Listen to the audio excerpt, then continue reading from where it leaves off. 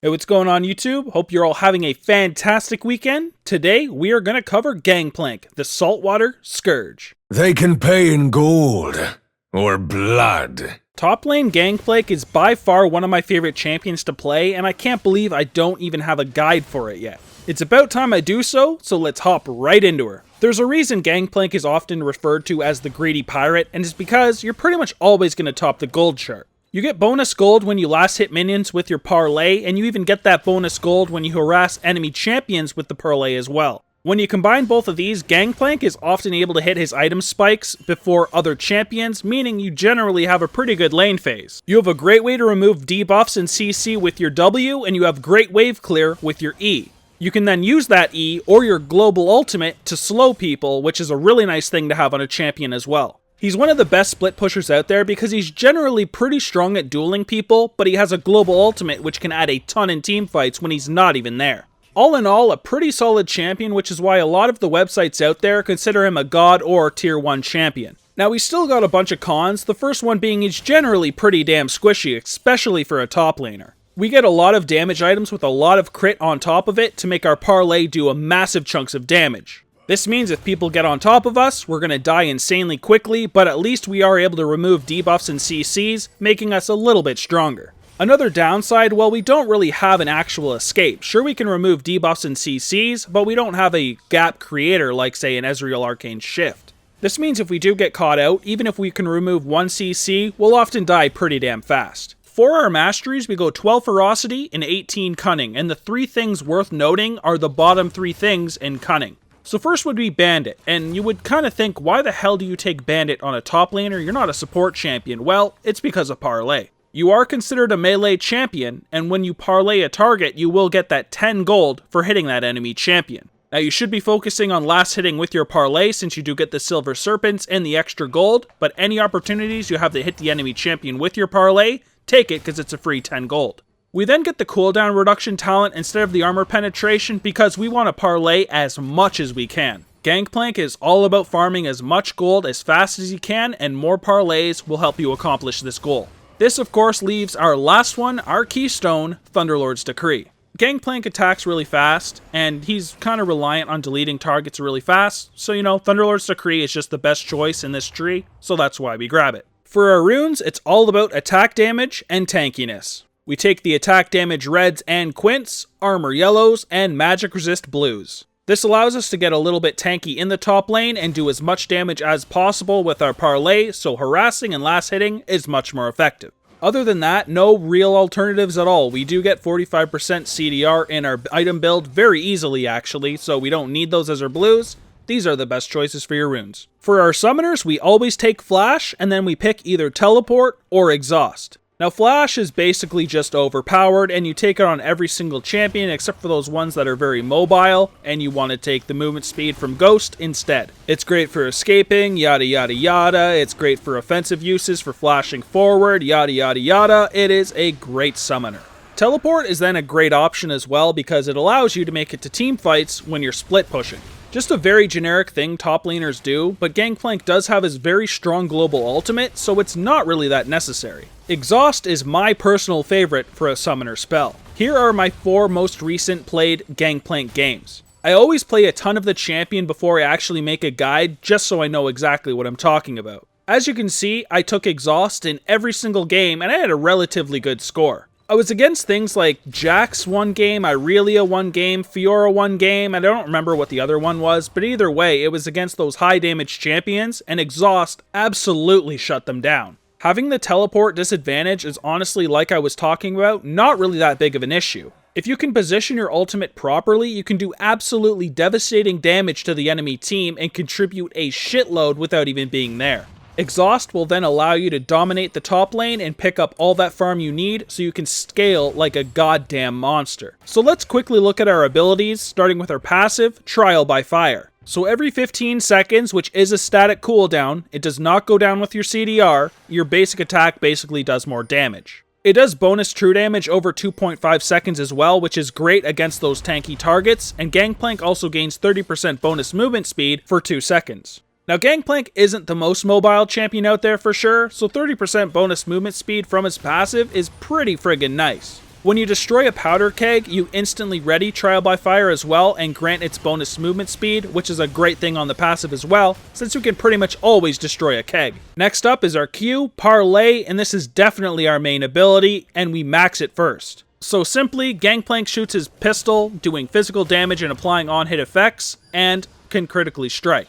It has a 100% bonus AD ratio, which is insanely high and is the reason we can chunk the crap out of targets with our Parlay. Now if Parlay kills its target, Gangplank plunders gold and silver serpents, which can later be used to upgrade Cannon Barrage. The plunder amount is between 2 and 6 gold, so we need to get as many points as possible in this so we can get more gold from killing things with Parlay.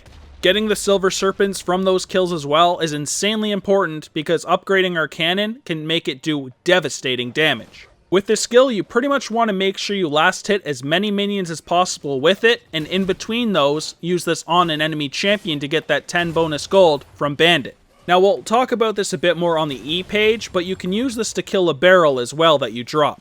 Any barrel that you do explode with your Parlay will give the bonus gold to anything killed by that barrel. This is great for getting a lot of AoE gold when there's a large minion wave, get a bunch of minions low, get the barrel to 1 hit point, and then get the Parlay off on that barrel and collect a shitload of gold. Our W, Remove Scurvy, is our way of taking off crowd control. When you use this ability, you of course remove that crowd control and heal yourself. This has a 50 to 150 base, plus 90% AP, plus 15% of your missing health. Now, although a bunch of it is based off your AP, it's not that incredible, but the nice part is it is based off of something we're missing health, so even if we have no AP, it can still heal for a pretty nice chunk. It's a pretty nice ability considering it does remove crowd control, but we only get 1 point into it early on because our Q and E just do a lot of damage, and we can't afford to take points out of them and put them in W. Now, as a good Gangplank, you're going to have to kind of keep track of what abilities have been used in team fights, so you know when you want to use Remove Scurvy. You don't necessarily want to use it on any crowd control you get if it's insanely short duration, just to get into a big CC later on and die. Now our next ability is our E, Powder Keg, and it's probably the hardest ability to learn how to use properly. The passive is very simple. You gain a charge of Powder Keg periodically, up to a maximum of 3 at one time. When you activate it, you drop a keg which has 3 health and takes 1 damage each time Gangplank or an enemy champion attacks them, and passively lose 1 health every 2 to 0.5 seconds, which of course is based off of the rank, but it can only go down to 1 passively. It'll sit at 1 for the rest of the duration, which can be up to 60 seconds. If the enemy champion scores that last hit though, they do gain 10 gold, so try to not let the enemy champion kill these over and over again, because that adds up after a while. So if you trigger that last hit, there's splash damage in that area of effect to the surrounding enemies, which slows for 2 seconds. Those explosions also ignore 40% of the target's armor, and enemy champions take bonus physical damage. That right there is what makes the barrel so strong. They do AoE damage, which also ignores 40% of the target's armor, which is pretty fucking insane. These can then slow for up to 80% and make the champion take an extra 180 damage. That's a lot. If you also have other kegs attached to the keg you blow up, they blow up as well, so it can actually have a decent range. So when you're in the top lane, if you're against like a melee champion, you can kind of drop this in the minion wave, and when they do come in for last hits, detonate it and trade a shitload of damage. Now this can even work against ranged top laners as long as they don't have a really long range. You can yet again have a barrel in the minion wave that you're kind of protecting, and when they move, you can drop a barrel near them, blow up the one under you, and still hit that champion from range. So for the last part of this ability, like I did mention on the Q part, if Parlay was used to detonate the powder keg, the explosion plunders every enemy it kills. Now these kegs do pretty good damage, so you can pretty much hit every minion once in the early game, have the keg brought down to 1 hit point, parlay it, and kill every minion, gaining all of that parlay gold.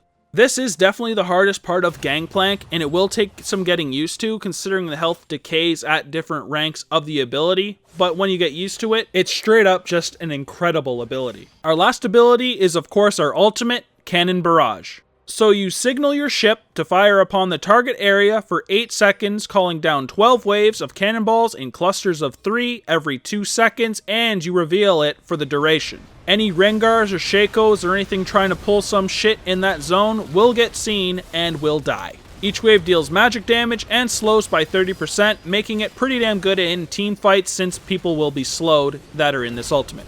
So as we talked about, we get the Silver Serpents from our Q parlay kills, and with 500 of these, we can upgrade an ability. First up, which is the best one, is Death's Daughter.